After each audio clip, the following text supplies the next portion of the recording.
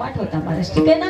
हा आनंद आहे परमार्थाचा. तुम्हाला फक्त एक समजावं की आयुष्य जगतोय ना आम्ही, तर आम्ही आयुष्य कशा करता जगतोय, ठीक आहे ना.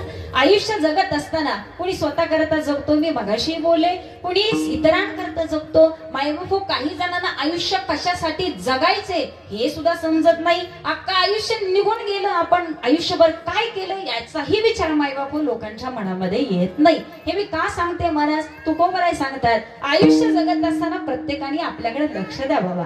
आयुष्य जगताना, प्रपंच करताना प्रपंचामध्ये राम नामाची गोडी लागणं अत्यंत गरजेचं आहे. आणि आज ज्यांचं वर्षश्राद्ध आहे ना महाराज, दादांचाही स्वभाव तसाच होता. सुंदर असे सद्गुरू भक्त आहेत बरं का. सुंदर अशी भक्ती असावी, सुंदर असं नामस्मरण, सुंदर असं ध्यान, सुंदर असं मायबापू जप या व्यक्तीचा आयुष्यभर सुरू होता.